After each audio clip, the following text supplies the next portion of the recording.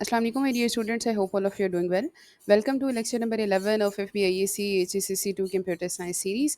आज हम अपने चैप्टर 3 प्रोग्रामिंग फंडामेंटल का जो टॉपिक 3.2.9 डेटाबेसेस हमने लास्ट लेक्चर 10 के अंदर डिस्कस किया था, उसी को कंटिन्यू करेंगे। और उसमें हमने जो बात की थी कि हम डाटा नॉर्मलाइजेशन के प्रोसेस के थ्रू अपने डाटाबेस की डुप्लीकेशन को कम से कम करते हैं ताकि हमें अपडेट, इंसर्ट और डिलीट करते हुए कोई प्रॉब्लम फेस ना हो। तो हमने बात की थी कि हम डाटा नॉर्मलाइजेशन के प्रोसेस में बेसिकली 3 स्टेप्स परफॉर्म करते हैं। First normal form, second normal form और थर्ड नॉर्मल फॉर्म, जो बेसिकली सिंपल स्टेप्स हैं जिनके अंदर हम एक स्पेसिफिक क्राइटेरिया और रूल के मुताबिक अपने जो डाटाबेस के टेबल्स होते हैं उसमें से डाटा की डुप्लीकेशन को कम से कम करते जाते हैं। So let's start the lecture कि हम ये नॉर्मल फॉर्म्स जो हैं वो तीनों कैसे वन बाय वन परफॉर्म कर सकते हैं किसी भी डाटाबेस सिस्टम के ऊपर। पहले ज़रा रीकैप ले लेते हैं कि डाटा नॉर्मलाइजेशन है क्या, जो हमने लास्ट क्लास के अंदर डिस्कस भी किया था कि डाटा नॉर्मलाइजेशन बेसिकली एक ऐसा प्रोसेस है जिसके थ्रू हम अपने डाटा की रिडंडेंसी यानी डुप्लीकेशन को कम करते हैं ताकि हमें अपडेट, डिलीट और इंसर्शन की प्रॉब्लम्स वगैरह फेस ना करनी पड़े। यानी हम अपडेट, इंसर्ट और डिलीट एनॉमली भी कहते हैं। और प्लस जब हमारी डाटा नॉर्मलाइजेशन का प्रोसेस हम परफॉर्म करते हैं तो हमारा जो डाटाबेस के अंदर डाटा है उसकी इंटीग्रिटी इंप्रूव हो जाती है, यानी वो ज़्यादा एक्यूरेटली डाटा को रिप्रेजेंट करता है। प्लस उसकी कंसिस्टेंसी इंक्रीज़ हो जाती है, यानी इन्फॉर्मेशन कंसिस्टेंट होती है डिफरेंट टेबल्स के दरमियान। और इसको हम अचीव कैसे करते हैं, हम कुछ स्टेप्स परफॉर्म करते हैं जिन्हें हम नॉर्मल फॉर्म्स कहते हैं। और स्टेप बाय स्टेप हर एक नॉर्मल फॉर्म का अपना एक रूल है जो अभी हम डिस्कस करेंगे कि किस तरीके से हम ये नॉर्मल फॉर्म्स अप्लाई कर सकते हैं और डाटा नॉर्मलाइजेशन के प्रोसेस के थ्रू अपने डाटा की इंटेग्रिटी को इंक्रीज़ कर सकते हैं।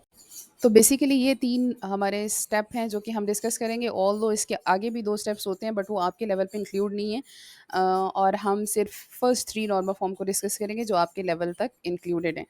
सो स्टेप्स ऑफ नॉर्मलाइजेशन है क्या? First normal form, second normal form, third normal form. यहाँ पहले इनको सिंपली डिस्कस कर लेते हैं कि हर स्टेप के अंदर या हर नॉर्मल फॉर्म के अंदर हम क्या करते हैं, फिर इनको वन बाय वन आगे एग्जांपल के थ्रू डिस्कस करेंगे।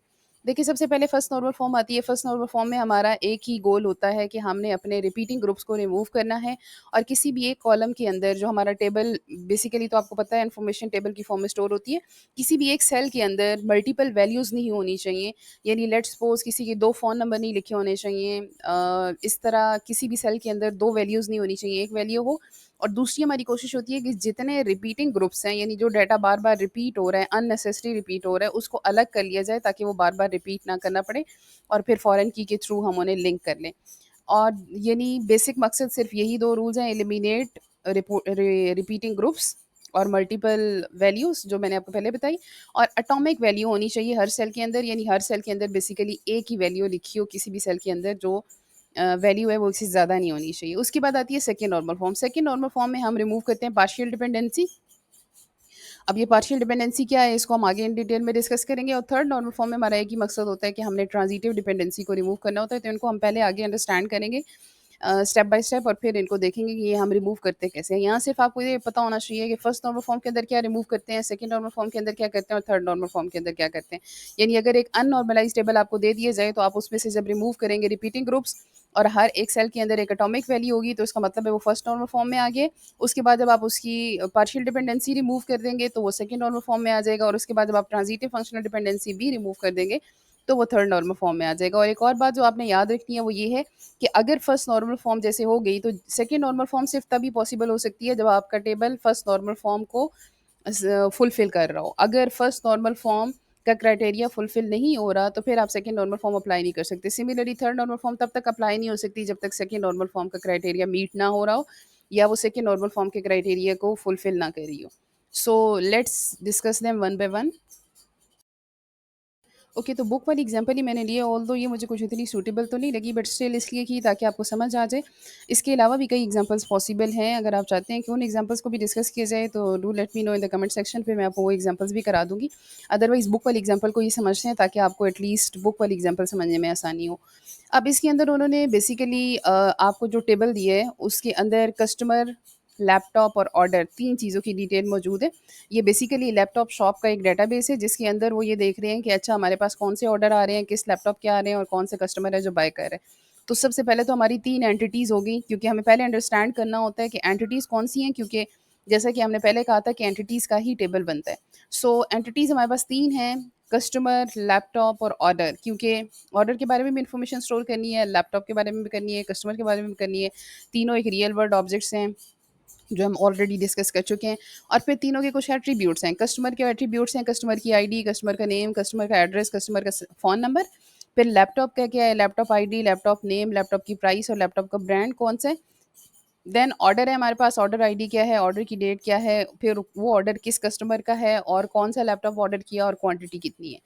तो ये बेसिक हमारा जो डाटा है उसके अंदर हमने देख लिया कि अच्छा ये 3 मेन एंटिटीज़ हैं जिनसे रिलेटेड इन्फॉर्मेशन है। फिर हम इनके ऊपर नॉर्मल फॉर्म्स अप्लाई करके जितना पॉसिबल होगा इसके स्ट्रक्चर को सिंपल करेंगे और डुप्लीकेशन को कम से कम करेंगे।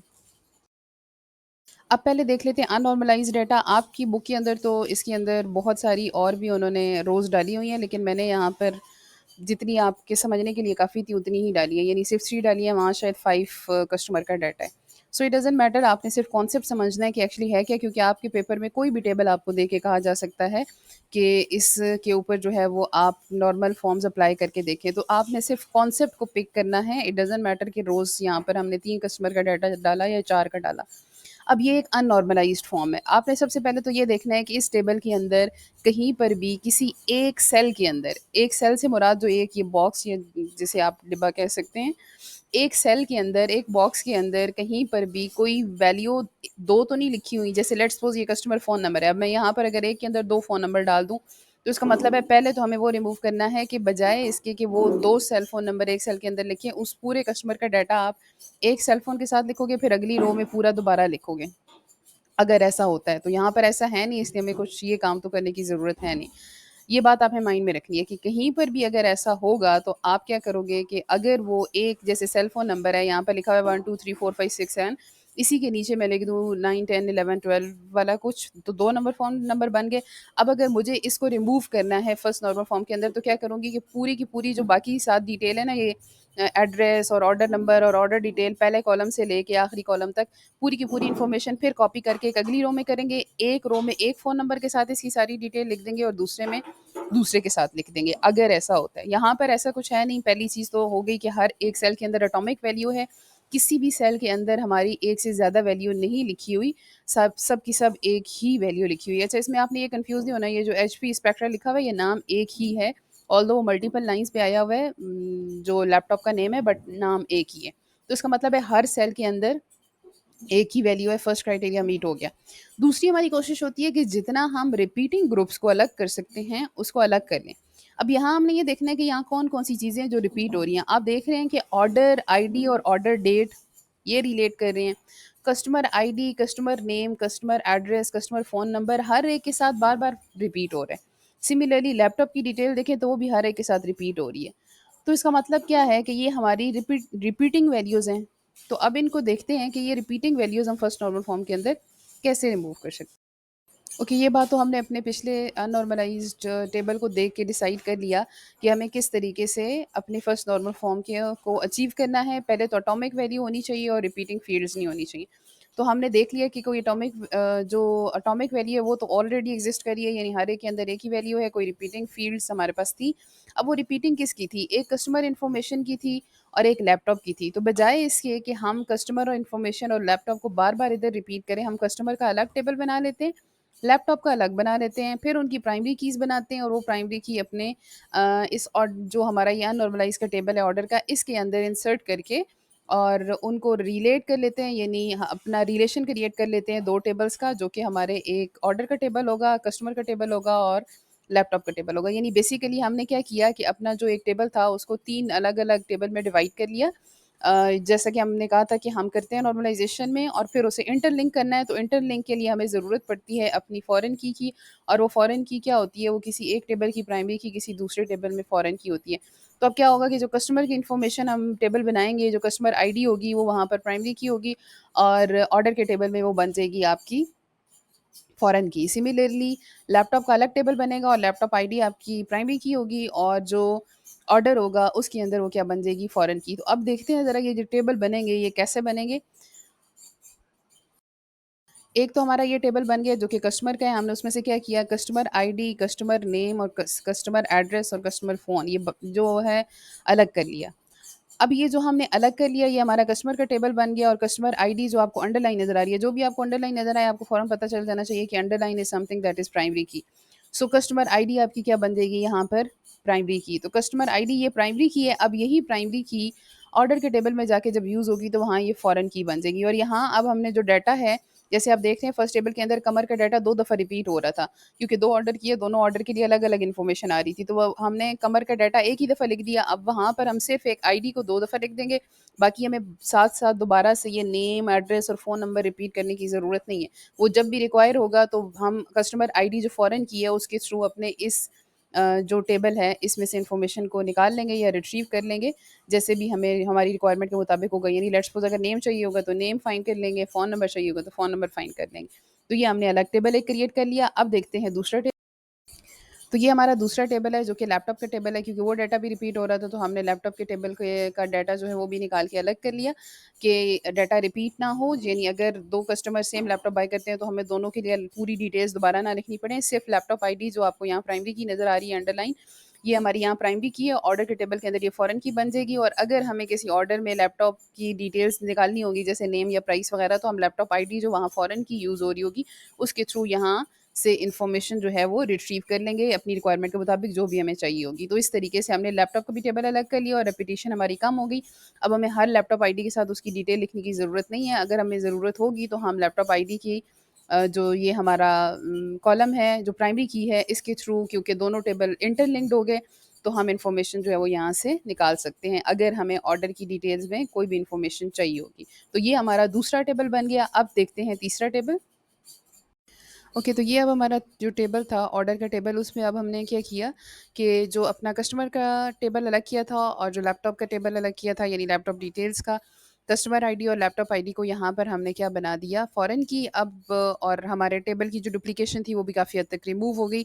यानी हमें हर दफ़ा जो कस्टमर आईडी है, जैसे C1 कस्टमर 1 है, उसकी इन्फॉर्मेशन हमें बार-बार यहाँ रिपीट नहीं करनी पड़ी।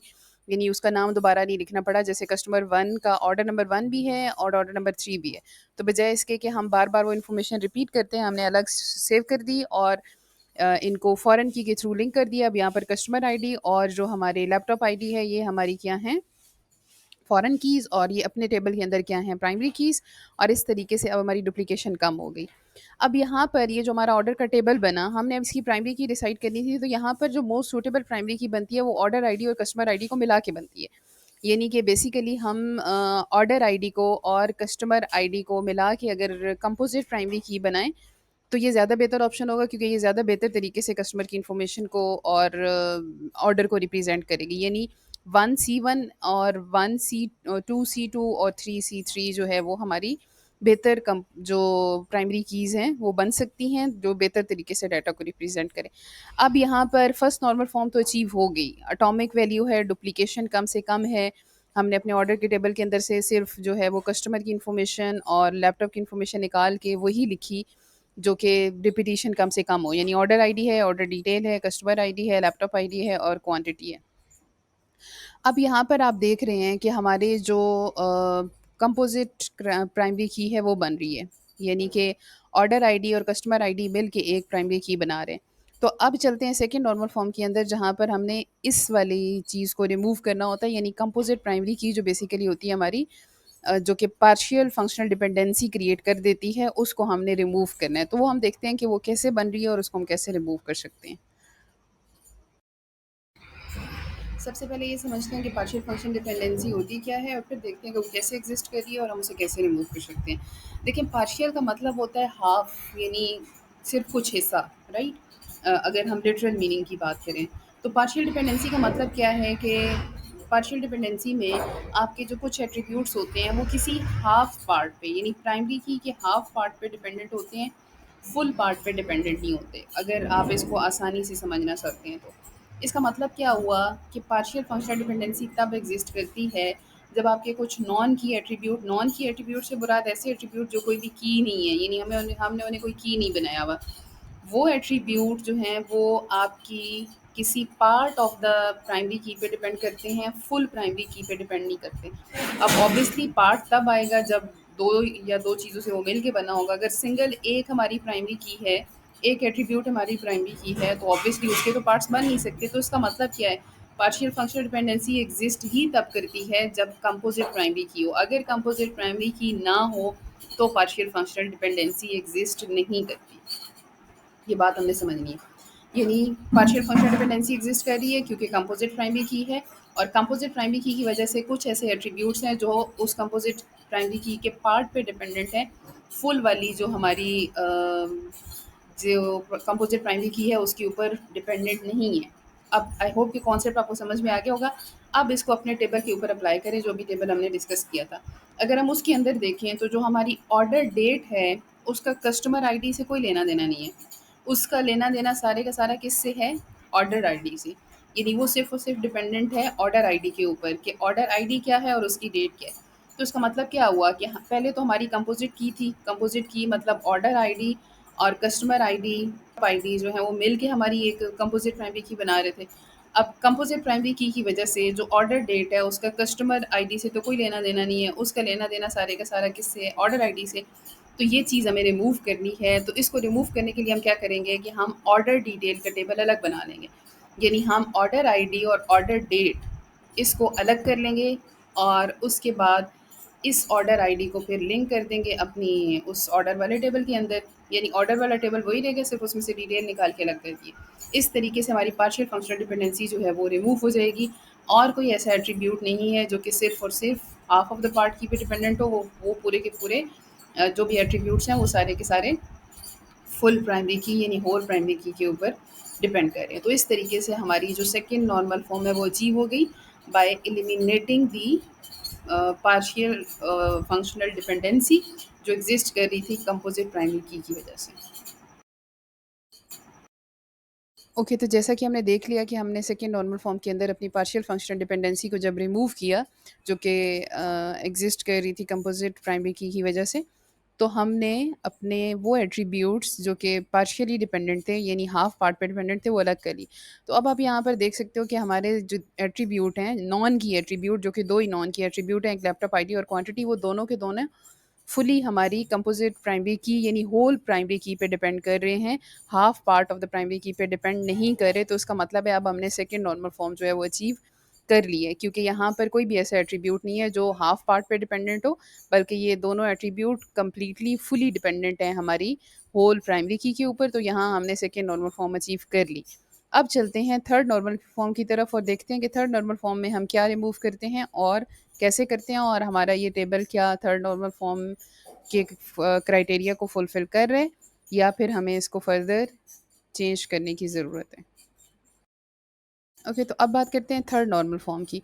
बेसिकली थर्ड नॉर्मल फॉर्म में हम रिमूव करते हैं ट्रांजिटिव फंक्शनल डिपेंडेंसी। अब पहले आपको ये पता होना चाहिए कि ये ट्रांजिटिव फंक्शनल डिपेंडेंसी क्या होती है। देखिए, ट्रांजिटिव फंक्शनल डिपेंडेंसी का मतलब ये होता है कि आपका एक नॉन की एट्रीब्यूट किसी दूसरे नॉन की एट्रीब्यूट पे डिपेंडेंट हो, और फिर दोनों नॉन की एट्रीब्यूट जो हैं वो आपकी प्राइमरी की पे भी डिपेंडेंट हो। यानी दोनों बेसिकली प्राइमरी की से तो आइडेंटिफाई हो सकते हैं, बट ऐसा भी पॉसिबल है कि एक नॉन की एट्रीब्यूट, यानी जिससे नॉन की से मुराद, जैसा कि हमने पहले भी बात की कि उसको हमने कोई की नहीं बनाया, वो एक नॉन की किसी दूसरे नॉन की वैल्यू को भी फाइंड कर सकता है।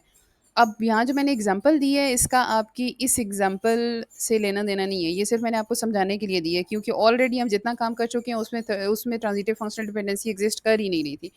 तो आई थॉट कि आपके लिए समझना मुश्किल होगा कि ये actually transitive functional dependency exist कैसे करती है, तो मैंने यहाँ ये एग्जांपल डाल दी।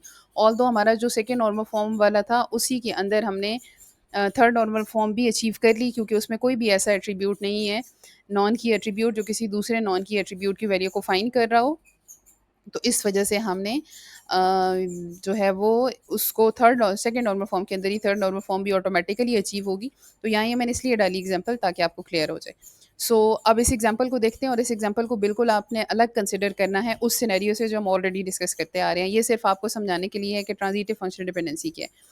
सो ट्रांजिटिव फंक्शनल डिपेंडेंसी, जैसा कि मैंने आपको पहले बता दिया, आई होप ये समझ आ गया होगा कि नॉन की एट्रीब्यूट दूसरे नॉन की एट्रीब्यूट की वैल्यू को फाइंड करेगा। यानी दोनों एट्रीब्यूट जो हैं वो कोई भी की हमने कंसिडर नहीं की हुई है, लेकिन स्टिल एक जो है वो दूसरे की वैल्यू को फाइंड कर सकता है। एग्जांपल को समझते हैं। नीचे जो मैंने टेबल बनाया उसके अंदर मैंने आपको पहले भी बताया कि जो भी अंडरलाइन होगा वो प्राइमरी की होगा, तो इसका मतलब है सिर्फ एक ही प्राइमरी की है। लेट्स सपोज जैसे कि ऑर्डर आईडी। अब यहाँ आप देख सकते हो कि आपकी जो लैपटॉप नेम है, लैपटॉप प्राइस है, लैपटॉप ब्रांड है और लैपटॉप आईडी है, ये सब के सब, बल्कि कस्टमर आईडी और क्वांटिटी भी, ये सब के सब नॉन की एट्रीब्यूट हैं, सारे के सारे। अगर आप इसे गौर से देखो तो लैपटॉप नेम, लैपटॉप प्राइस और लैपटॉप ब्रांड नॉन की है, लैपटॉप आईडी भी नॉन की है। तो उसका मतलब है लैपटॉप आईडी से मैं इन तीनों की वैल्यू को फाइंड कर सकती हूँ। तो उसका मतलब क्या हुआ कि नेम, प्राइस और ब्रांड फंक्शनली लैपटॉप आईडी पे डिपेंडेंट हैं, और दोनों ये चारों बेसिकली क्या हैं, आपके नॉन की एट्रीब्यूट हैं। तो उसका मतलब क्या हुआ, एक नॉन की एट्रीब्यूट दूसरी नॉन की एट्रीब्यूट की वैल्यू को फाइंड कर रहा है। तो जब एक नॉन की एट्रीब्यूट दूसरे नॉन की एट्रीब्यूट को फाइंड करता है तो इसे कहते हैं ट्रांजिटिव फंक्शनल डिपेंडेंसी। और इसको आप ट्रांजिटिव प्रॉपर्टी मैथ में पढ़ते हैं, A is dependent on B and B is dependent on C. So आपने दरमियान में से उसको रिमूव करना है जो कि ट्रांजिटिव फंक्शनल डिपेंडेंसी क्रिएट कर रहे हैं। और वो क्रिएट कौन कर रहा है, बेसिकली ऑर्डर आईडी और लैपटॉप आईडी रिलेटेड हैं, यानी हम सिंपली ऑर्डर आईडी से लैपटॉप आईडी निकाल सकते हैं, लैपटॉप आईडी से ऑर्डर आईडी देख सकते हैं, और फिर हमें लैपटॉप नेम, प्राइस और ब्रांड तो लैपटॉप आईडी से भी मिल सकते हैं। तो उसका मतलब क्या हुआ कि हमारी जो ट्रांजिटिव फंक्शनल डिपेंडेंसी एग्जिस्ट कर रही है वो कर रही है लैपटॉप आईडी की वजह से। और अगर हम ये करें कि laptop ID, laptop name, price और ब्रांड को अलग क्रिएट कर दें टेबल लैपटॉप आईडी का, जो हम ऑलरेडी पीछे वैसे ऑल्दो कर चुके हैं, वो तो वहाँ रिपीटिशन हो रही थी। तो इसका मतलब क्या हुआ कि इस तरीके से हम ट्रांजिटिव फंक्शनल डिपेंडेंसी को रिमूव कर लेंगे, क्योंकि यहाँ आप देख सकते हैं ऑर्डर आईडी से हम लैपटॉप आईडी निकालेंगे और लैपटॉप आईडी से हम लैपटॉप नेम भी निकाल सकते हैं, प्राइस भी और ब्रांड भी। A is dependent on B, A is order, B is laptop ID and B is dependent and C is dependent on B, यानी B can find the value of C, that is laptop ID can find the value of laptop name, price and brand. So इसका मतलब क्या हुआ कि हम क्या करें कि ये जो ट्रांजिटिव फंक्शनल डिपेंडेंसी है इसको रिमूव कर दें। और वो कैसे करेंगे, उस पूरे को उठा के जिसकी वजह से ट्रांजिटिव फंक्शनल डिपेंडेंसी एग्जिस्ट करिए अलग टेबल बनाने।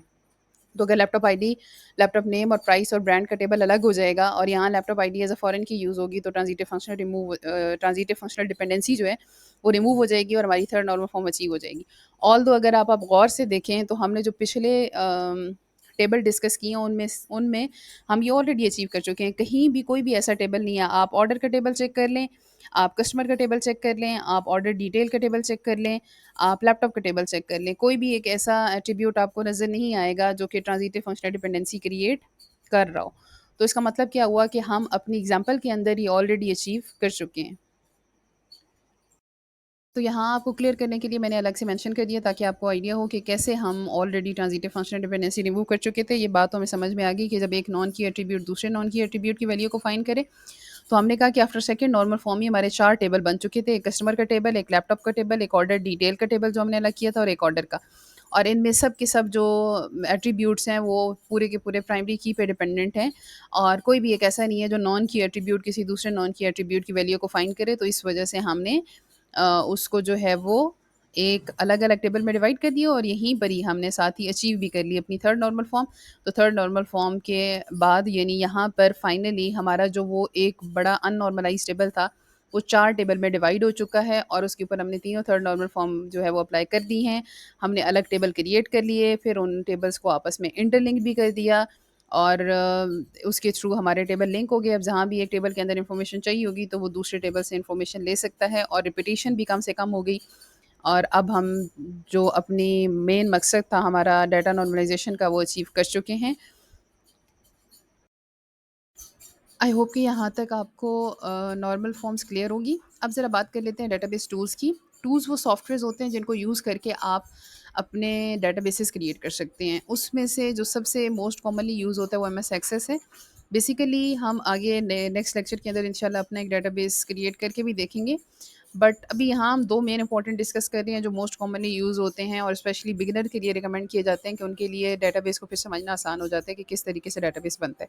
उसमें से एक एमएस एक्सेस है जो कि माइक्रोसॉफ्ट ऑफिस के जो वो सूट है उसका पार्ट है, जिसमें आप वर्ड, पावर पॉइंट, एक्सेल वगैरह इंस्टॉल करते हो। उसी में एक ही एक्सेस भी होता है जो कि आपको ये कैपेबिलिटी या एबिलिटी प्रोवाइड करता है या आपको इनेबल करता है कि आप आसानी से डेटाबेस क्रिएट कर सकते हो। सिंपली टेबल की फॉर्म है, टेबल्स जिस तरह हमारे रिलेशनल डेटाबेस होते हैं, क्योंकि हम स्ट्रक्चर डेटाबेस ही क्रिएट करेंगे, तो आप सिंपली टेबल क्रिएट कर सकते हो और ड्रैग एंड ड्रॉप अवेलेबल है, यानी आप सिंपली जो चीज़ आपको चाहिए वो आप ड्रैग एंड ड्रॉप कर सकते हो और बहुत आसानी से आप अपना डेटाबेस क्रिएट कर सकते हो। ये यूजुअली रिकमेंड किया जाता है या यूज़ किया जाता है स्मॉल प्रोजेक्ट्स के लिए, और स्पेशली जब जो स्टूडेंट्स होते हैं या बिगिनर लेवल पे जो होते हैं, जो सीख रहे होते हैं कि डेटाबेस कैसे बनता है, उनके लिए ये बहुत यूज़फुल है।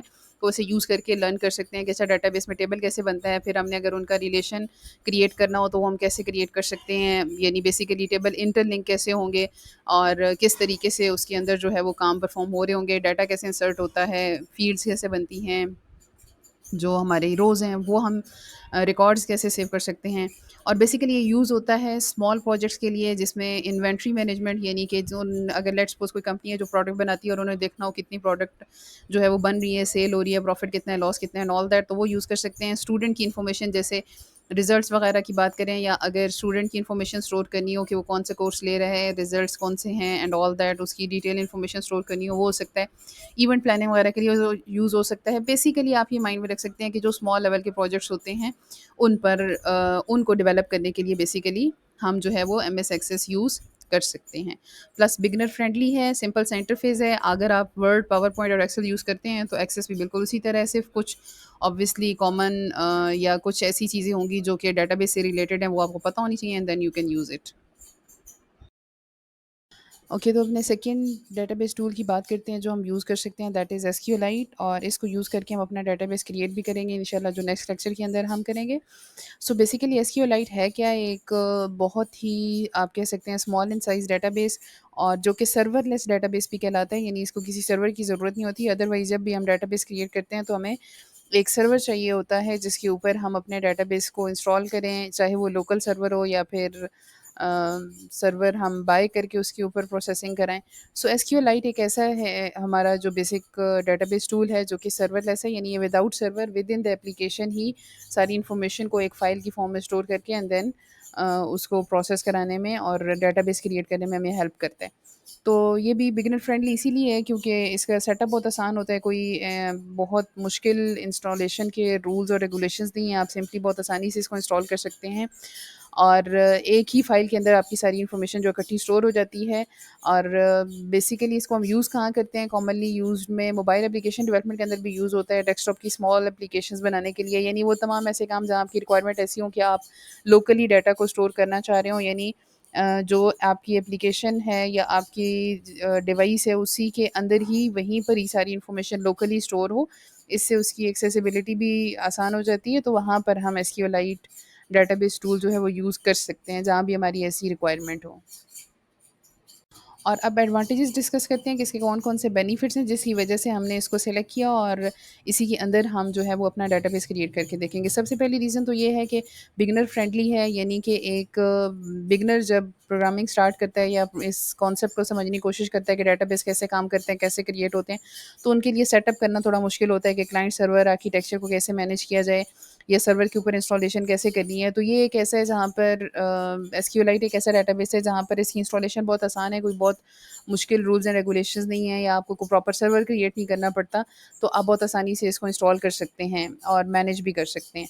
प्लस ये मोबाइल और डेस्कटॉप एप्लीकेशन सब पे ईज़िली काम करता है, साइज़ में बहुत छोटा होता है कि फ़ाइल के अंदर सारी इन्फॉर्मेशन स्टोर हो जाती है आपकी, और ये बेस्ट चॉइस है जहाँ पर आपको डाटा लोकली स्टोर करना हो, यानी आपकी उस मोबाइल एप्लीकेशन जहाँ यूज़ हो रही है या आपका सॉफ्टवेयर जहाँ यूज़ हो रहा है उसी सिस्टम के अंदर ही लोकली डाटा को स्टोर कर लिया जाए। लोकल से मुराद ये होता है कि वो कहीं बैकएंड पे किसी और सर्वर पे इन्फॉर्मेशन स्टोर नहीं हो रही होती, उसी डिवाइस के अंदर ही हो रही होती है जहाँ वो एप्लीकेशन रन करेगी या एप्लीकेशन एग्जीक्यूट होगी। तो इससे ये होगा कि अगर हम सर्वर से डाटा एक्सेस करते हैं तो ऑब्वियसली हमें टाइम ज़्यादा लगेगा, क्योंकि आप जिस डिवाइस पे यूज़ कर रहे हैं आपकी इन्फॉर्मेशन वहाँ स्टोर नहीं है बल्कि बैकएंड पे कहीं और किसी सर्वर के अंदर स्टोर है, तो वहाँ से इन्फॉर्मेशन रिट्रीव करने में टाइम ज़्यादा लगेगा। बट अगर हम एसक्यूएलाइट यूज़ करेंगे, जब डाटा इन्फॉर्मेशन लोकली स्टोर होगा यानी उसी डिवाइस के अंदर स्टोर होगा जहाँ वो एप्लीकेशन सिस्टम या सिस्टम हमारा रन कर रहा है या एग्जीक्यूट हो रहा है, तो इसका मतलब क्या है कि जब उसी के अंदर स्टोर हो रहा है तो वहाँ से एक्सेसिबिलिटी जो है वो जल्दी हम एक्सेस कर सकेंगे, एक्सेसिबिलिटी उसकी इंक्रीज़ हो जाएगी। सो बेसिकली हमारी जो प्रोसेसिंग है वो भी ऑटोमेटिकली फास्ट हो जाएगी। तो ये कुछ रीज़न्स हैं जिसकी वजह से एसक्यूएलाइट को हम यूज़ करते हैं, और बाकी इंशाल्लाह हम नेक्स्ट लेक्चर के अंदर जो है वो अपना एक प्रॉपर एसक्यूएलाइट का डेटाबेस क्रिएट करके देखेंगे कि हम किस तरीके से क्रिएट कर सकते हैं। तो let's summarise today's lecture. Basically आज के लेक्चर में हमने नॉर्मल फॉर्म्स को अप्लाई करना सीखा कि किस तरीके से हम नॉर्मल फॉर्म जो है वो अप्लाई कर सकते हैं। फर्स्ट नॉर्मल फॉर्म में क्या रूल है, सेकंड नॉर्मल फॉर्म का क्या रूल है, थर्ड नॉर्मल फॉर्म का क्या रूल है। अब अगर मैं पेपर के पर्सपेक्टिव से आपको बताऊं तो ऑब्जेक्टिव लिहाज से इंपॉर्टेंट है, आपसे पूछा जा सकता है कि किस नॉर्मल फॉर्म में हम क्या काम परफॉर्म करते हैं। जैसे फर्स्ट नॉर्मल फॉर्म में रिपीटिंग ग्रुप्स रिमूव करते हैं, सेकंड नॉर्मल फॉर्म में पार्शियल डिपेंडेंसी रिमूव करते हैं और थर्ड नॉर्मल फॉर्म में ट्रांजिटिव डिपेंडेंसी रिमूव करते हैं। सिमिलरली आपको कोई टेबल देके कहा जा सकता है कि इसके ऊपर जो है वो तीनों नॉर्मल फॉर्म अप्लाई करके बताएं, या फिर आपको कोई टेबल देके कहा जा सकता है कि इसकी जो नंबर ऑफ़ फील्ड्स और नंबर ऑफ़ कॉलम्स या नंबर ऑफ़ रोज़ बताएं, और या इसके अंदर कितने टेबल लेट्स सपोज़ दे दिया गया है तो उसके अंदर कितने रिकॉर्ड्स अवेलेबल हैं वो देख के बताएं। जितनी रोज़ होंगी उतने आपके रिकॉर्ड होंगे और जितने कॉलम्स होंगे उतने आपकी फील्ड्स होंगे। तो इस तरह के क्वेश्चन आपके पेपर में पूछे जा सकते हैं। बाकी हमने एट द एंड ये भी डिस्कस किया कि किस कौन-कौन से डेटाबेस टूल्स हैं जो अवेलेबल हैं और उनमें से हम एसक्यूएलआइट को जो है वो यूज़ करेंगे और उस क्यों यूज़ करेंगे वो भी हमने डिस्कस किया। बाकी इसकी जो क्रिएशन है वो इंशाल्लाह हम नेक्स्ट लेक्चर के अंदर देखेंगे कि किस तरीके से हम एसक्यूएलआइट का डेटाबेस क्रिएट कर सकते हैं। And if you have any question, you can leave a comment in the comment section. And do like and subscribe my channel if you found these videos useful. Thank you for watching.